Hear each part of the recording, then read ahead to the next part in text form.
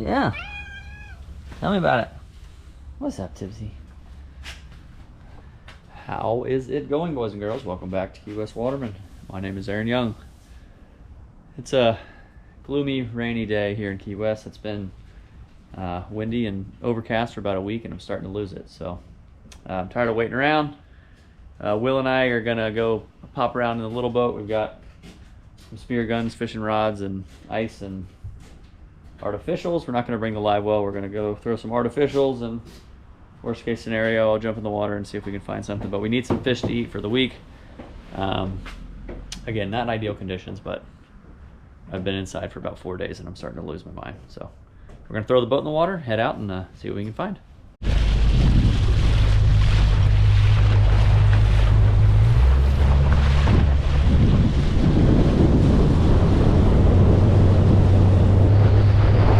It is really low tide.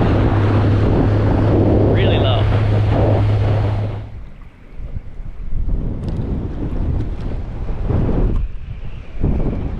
So my initial plan was to come out here on the south side and throw some artificials in the deep channels.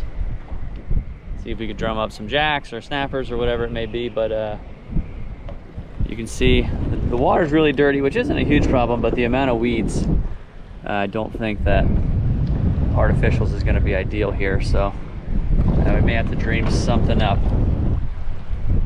Gonna have to call an audible. I haven't decided what it is yet. Sometimes you gotta go with the flow. So because we're here, we're just gonna throw some artificials. I got a little paddle tail. Will's throwing something similar. Just not ideal. There's not a lot of tide. There's a lot of grass. The water is extremely dirty, but sometimes that's how it goes. So we're gonna goof off for just a few minutes just because we're already here, and then we may end up running somewhere to the other side of the islands. I'm not sure yet, but I will keep you posted.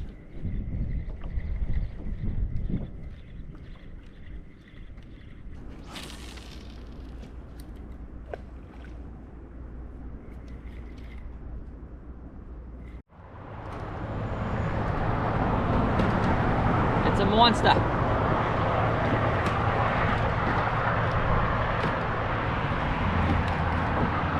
It's just not happening with the artificials. It's a lot of small stuff.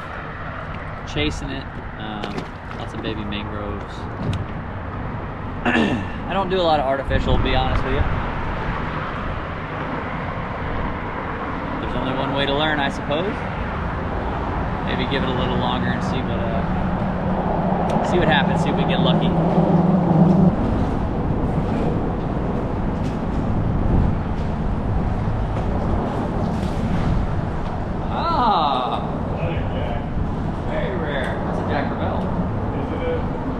Baby one.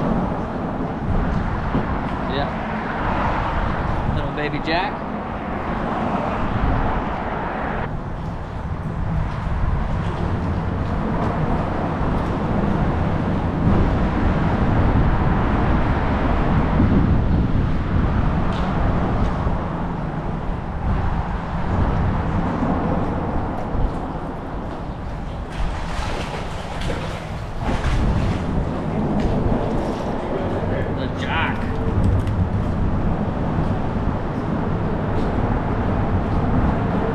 Definitely a lot of life on here. I don't do a lot of bridge fishing or bridge diving down here.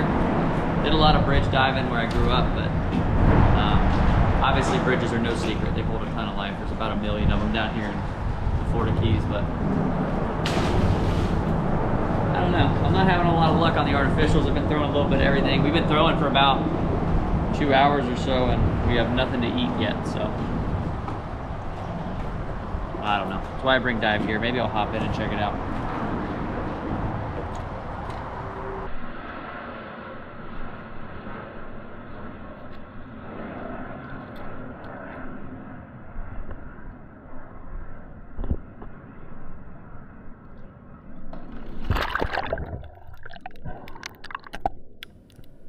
Welcome back underwater, everybody.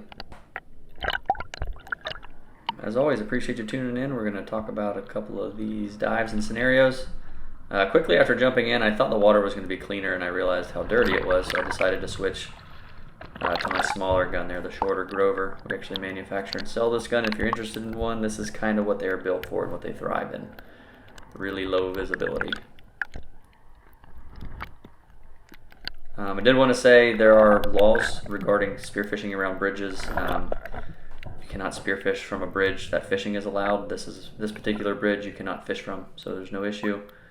And I know a lot of YouTubers get a bad name for spot burning areas, but in my opinion, a bridge is no secret to anyone. It's no secret. Fish hang around them.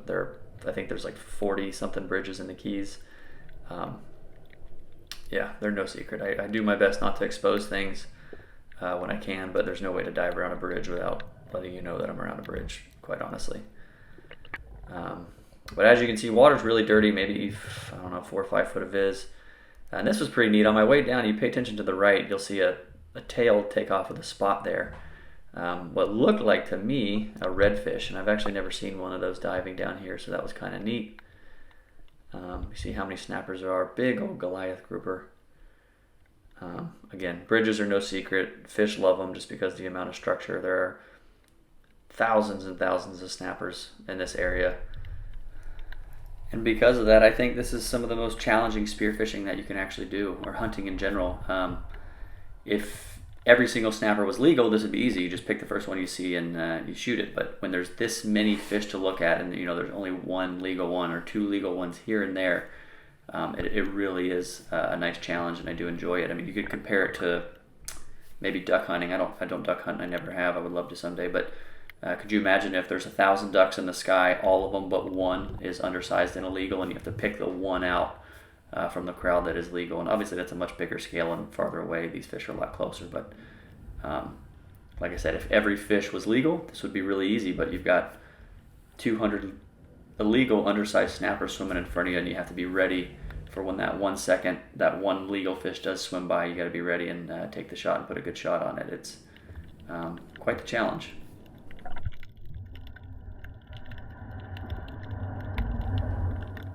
So I'm kind of doing the sit and wait method. Grunting, I was scratching the bottom a little bit. Again, there's so many short ones, which you love to see. Population is extremely healthy. Just there's not many to shoot.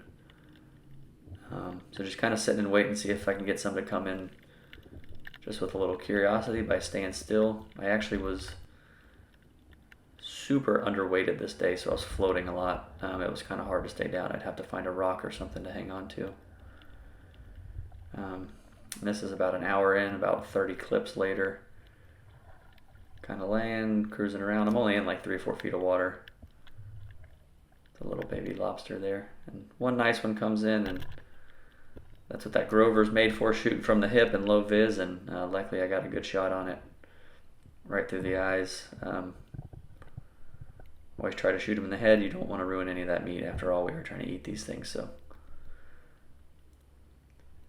I brain and bleed as always, put the fish out of its misery, and bleeding increases the meat quality in my opinion.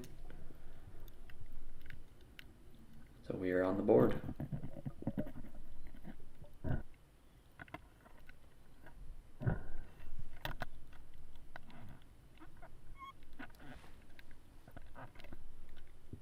And when we are, like I said, we do sell these guns. We do ship them with a double wrap, and some of you may be wondering why we ship them with a double and I shoot a single.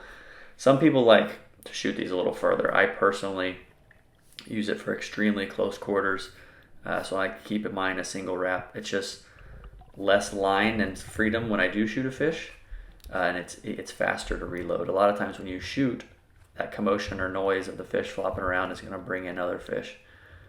So I like to be able to reload and be ready as possible, or as soon as possible. So this is one of those examples of just trying to find a target in all of the chaos. Pop down on this piling and you'll see quickly over to my left, one snapper way bigger than the rest, and I wasn't ready. Right there, top left of the screen, it's 18, 19-inch snapper amongst all the tiny ones, and it's tough. It's extremely difficult. Like I said, you're picking one out of a couple hundred, and you just got to be ready when they swim by.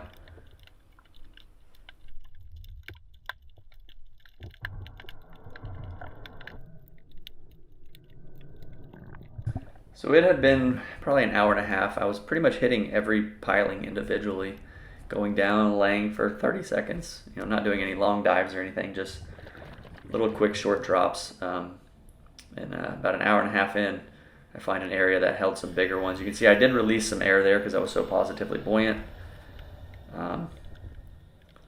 Just sitting there waiting, and a decent one comes in and take my shot, and luckily I got a stone shot there.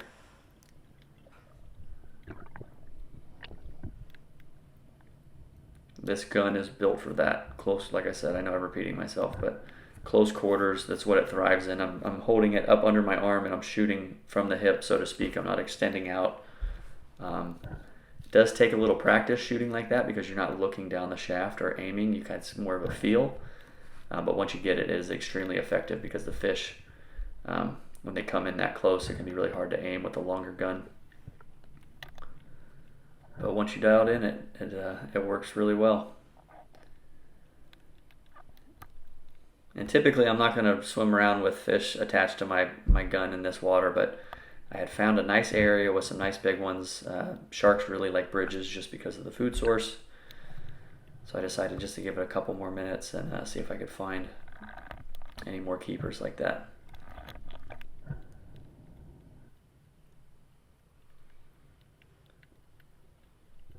And this is next dive. Again, I'm going down, just finding something to hang on to so I can sit still, and it's a lot easier if you sit still and let them come to you. And again, I'm letting air out because I'm positively buoyant. I didn't have enough weight. This is right after I shot that last fish, and a lot of times I like to get back down because, again, action brings action. They hear that going on, so they'll come back in and check you out.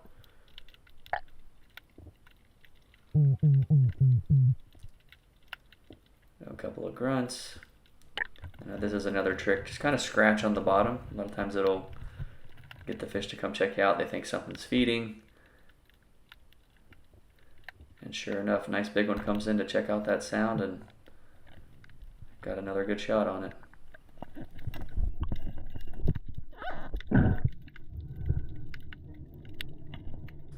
And something else I want to mention, if you're ever considering diving a bridge, please be aware of the tides, the area you're in. Down here in the Keys, the current rips through these bridges.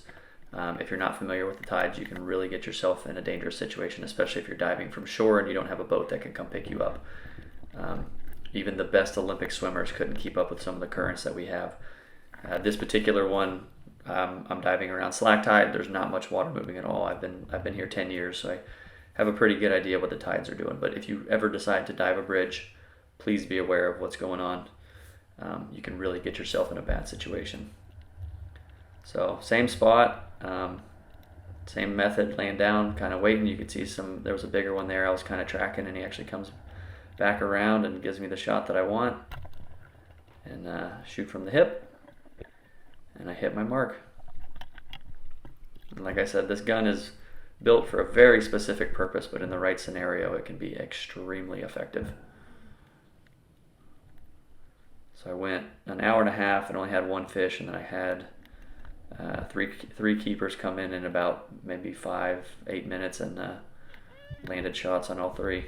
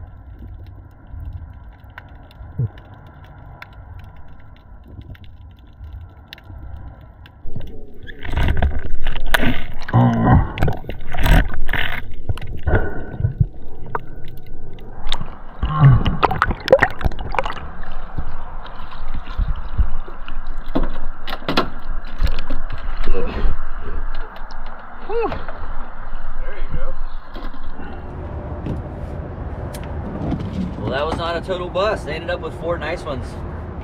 I know you guys probably get tired of seeing mangroves, but they're one of the healthiest fisheries we have, and they're one of my favorites to eat, and closer to home, near shore.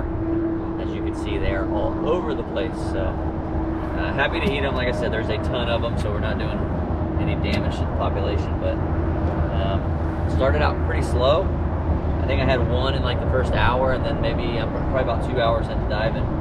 Right at the end, I shot 3 within like 5 minutes. And this is it's called the Grover, one of the shorter guns that we build and sell if you're interested in one. This was a prime example of what this is for. I've had people buy this and say that they're missing longer shots with it. This is not built for long shots. It's built for dirty water, shooting into holes, exactly what you saw.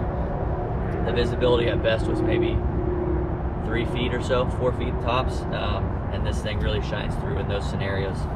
But that is all I need for now. Got 4 nice mangroves. That's at least a few meals, so we're gonna head back and get these cleaned up and the boat cleaned up, and we'll have something to eat.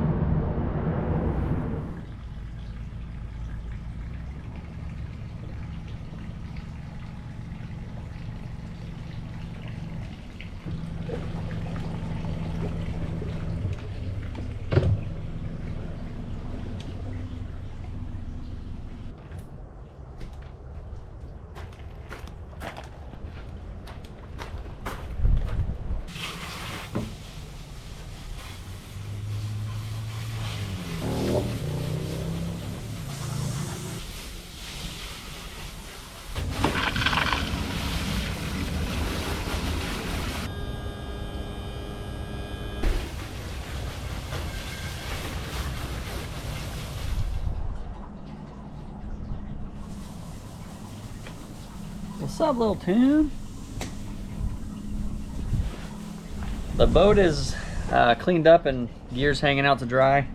I'm gonna have some lunch, and we'll probably have those snappers for dinner. Something I wanted to mention is a lot of you guys ask if we eat anything other than seafood, and honestly we do. We eat a lot of pork and venison. This is actually pork from a hog I shot last year. That's not something I film when I go and do that, and it wouldn't be nearly as exciting if the episode started with me walking downstairs to the freezer and grabbing a pack of frozen something out of there. But yeah, we do eat a lot of stuff other than seafood, but I'm gonna enjoy my lunch. We're gonna let those fish rest. We'll get them cleaned up this evening, and we'll have some those mangroves for dinner. Tune! Yeah?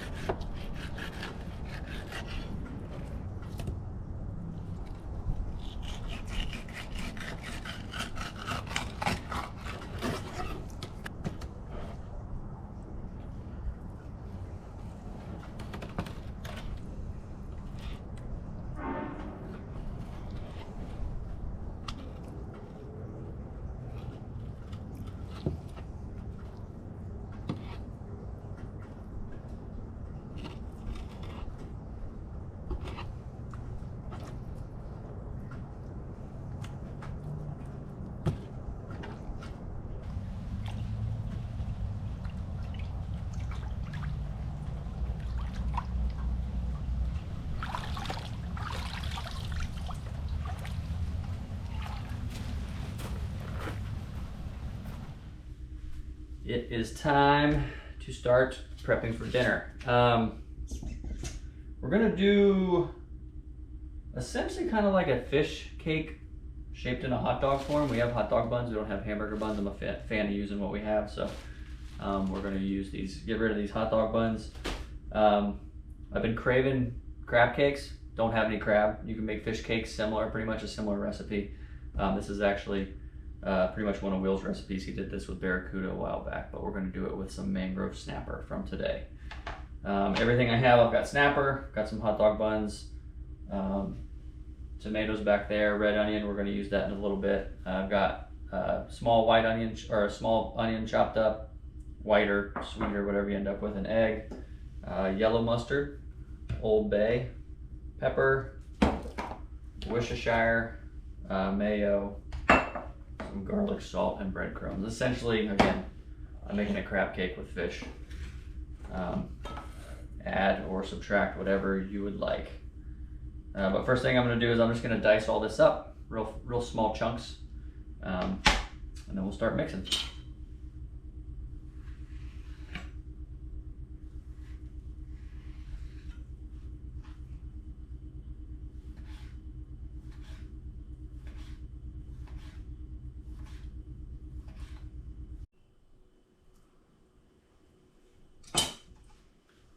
Just so you can get a better look.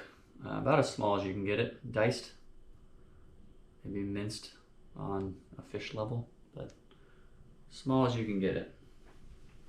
That way it binds better. And I'm not going to have exact measurements here. It depends on how much fish you have, depends on how wet it is, what else you're adding, how much of each. It's you want it to turn into like silly putty, like sticky, like cement. So I've got our onion and scallions, some mustard,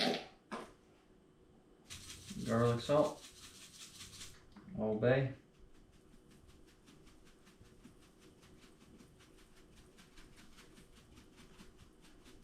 I like Old Bay, a bit of Worcestershire,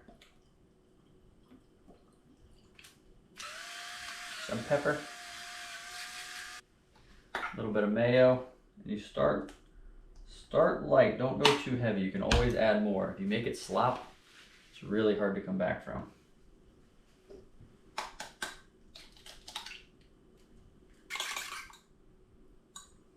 One beaten egg, just a little bit of breadcrumb.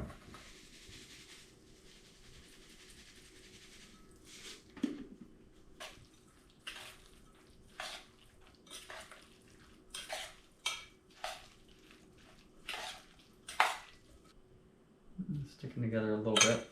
I'm gonna do just a hair more mayo, and just a skosh more breadcrumb.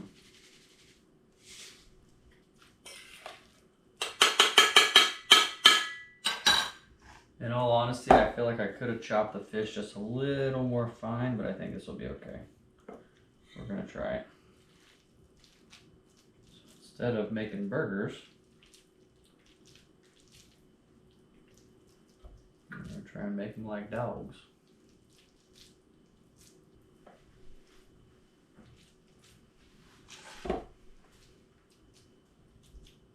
I learned this the hard way from Will. You want to make these ahead of time and let them set in the fridge at least 30 minutes. If they don't set, they will fall apart without a doubt. These aren't all going to fit on one. I actually had a bunch of you ask about these, if you could buy one. Unfortunately, this was a gift. We are not having these manufactured. This was a very nice gift from a client of ours. So unfortunately, we don't have any to sell. It's one of a kind. Not the prettiest things ever, but hopefully they'll work. Going in the fridge. And while we are waiting, we're just going to make a simple salad, garnish, topping, whatever you want to call it. Got some red onion.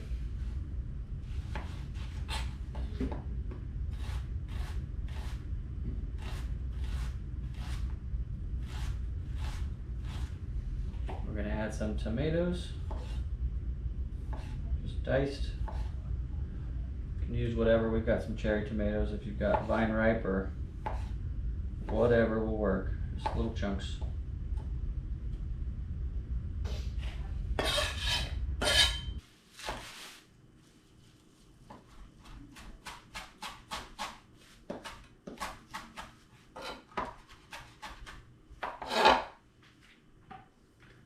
cilantro. Somebody told me the other day I was using this wrong. I don't know. Juice comes out.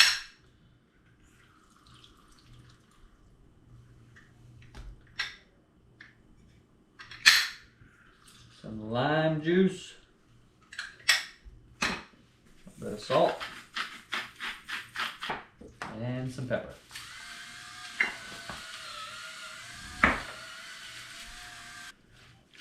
Give that a toss.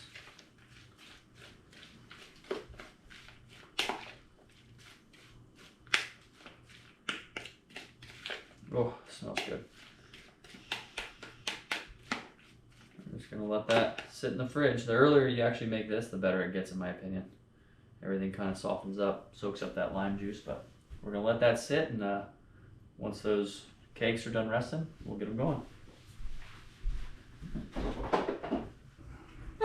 I didn't even think about that. That was actually a really good idea.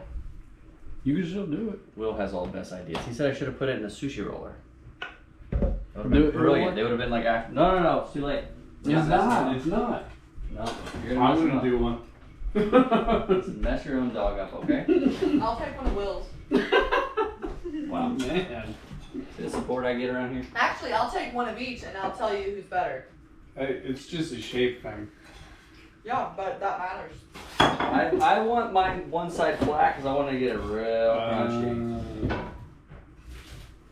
Real crunchy. Ooh. Babe, I'm going to have to get you to get up. I need some of that world famous key lime mayo you make. That super complex sauce? Yeah, the one that is patent pending.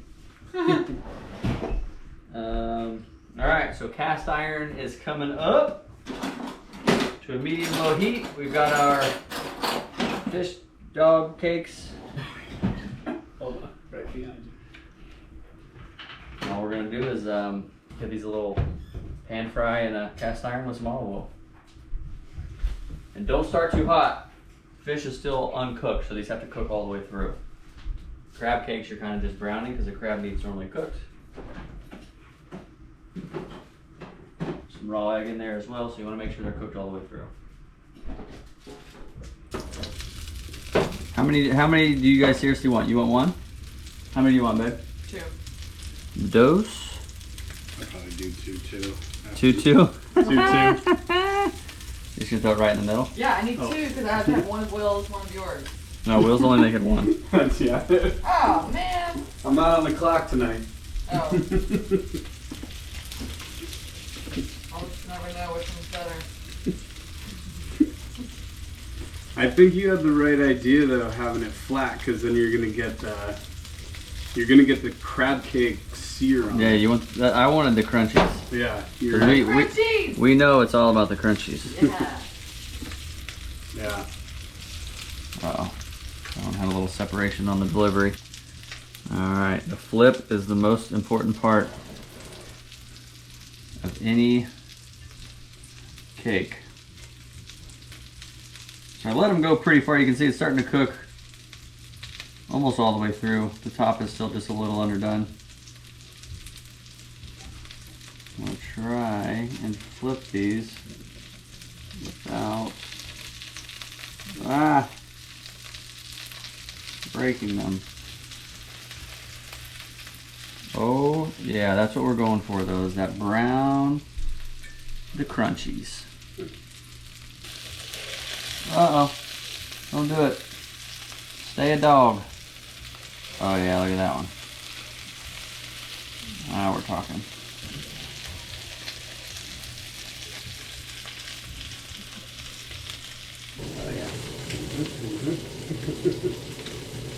Oh no! Dog down!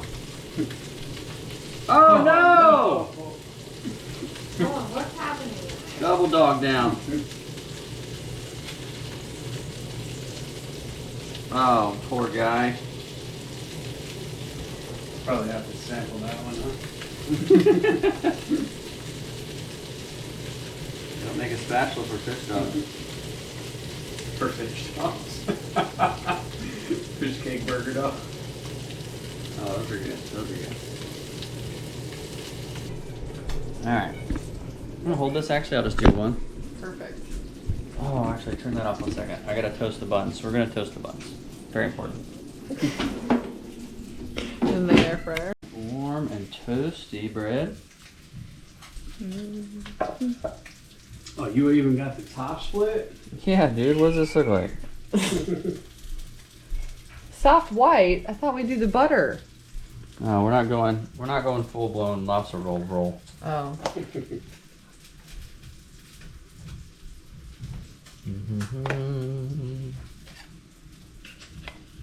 Will, you want some of this sauce? Yep.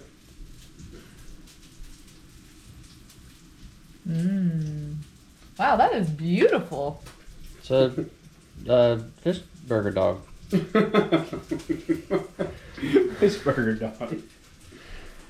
Alright, baby. Hold on. Okay. Let me make yours and I'm gonna put. No, I'm not on camera tonight, baby. Yeah, you are. No. So sorry. No. No. I'll give you a little one. You have to explain to everyone last week why you left them with a cliffhanger. Oh my gosh, I'm not ready yet. Pretty bad. Oh, now you're making it worse. Explain to them. I am not pregnant, guys. Madeline was gonna say something nice about thanking you guys about being so sweet lately, and Yeah, everyone assumes because we just got married that she is with child, and she's not. She is with. I'm with fish dog. She's with fish burger dog. Oh my gosh. All right, so I'm gonna get mine ready, and we're gonna do a taste test here. Was I supposed to be waiting? Yeah, you were supposed to wait. Not a chance. They're too good. How is it? I mean, For a fish burger dog, not bad, right? for my first ever fish the burger best dog, fish burger dog you've ever had? pretty darn good. Oh, there's a tuna in here. Yeah. Wait, where'd you go?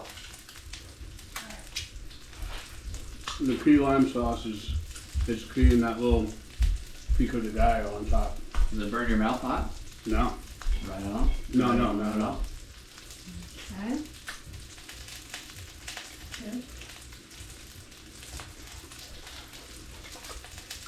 Oh yeah. Yep. Oh yeah. Mmm. Tastes just like my mom used to make them. What? Did I miss something? No, we're still playing out the fish burger dog thing. Oh. Will said it was the best fish burger dog he's ever had. So, Mmm. feel pretty good about that. Pretty good. This is. We use perfect. this combination a lot. The key lime mayo with the onion and tomato. It's hard to beat. You can put it on anything and it's good. Yeah, it pairs perfectly. Ooh. Mmm. I like that. Mm-hmm. I like that.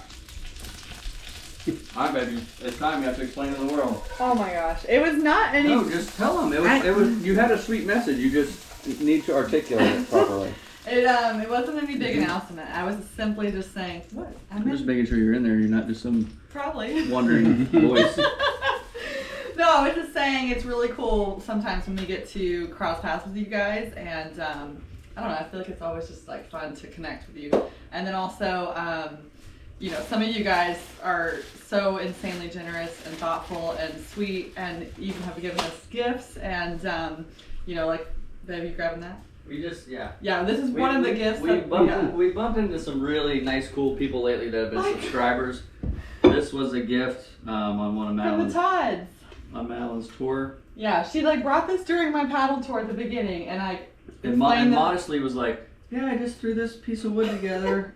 It's insane. And like- This is my profile picture. This is Madeline. I got the Key West waterman leaf, the It's just- mangroves. So It's insanely unbelievable. thoughtful. And it just, I don't know, it made me cry. You guys, And just your love and support's been rocking it lately. For sure. For sure.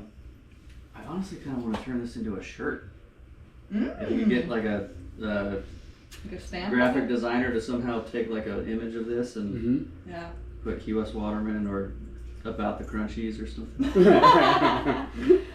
No, No, and this is no way in any form meaning like, hey, give us some gifts. It's just simply saying, you know, whenever y'all think of us, it's kind of hard to wrap our head around the fact that someone would, you know, essentially a stranger would give us something like that is so meaningful. So it means a ton. So thanks, guys. I'll take gifts. Whatever you want to send. Whatever you got. Yeah, send it over. An old hat you don't want, whatever. Send it my way. Old cast iron skillet. Oh God. That. No, we do not need more skillets. House full of skillets. Way too many skillets. But Yeah, that's all we have. Genuinely, thank you so much for the support. It's we run into, like she said, we run into some of you guys sometimes, and you're just so nice and generous, and It's very touching. We appreciate it more than you know. But that is all we have. That's what I had to say this time. That's what you had to share. You're good. Everyone's good. I'm good. We're gonna enjoy these, and we will see you on the next one. Bye. It's hot. Hot smoking in here. Mm-hmm.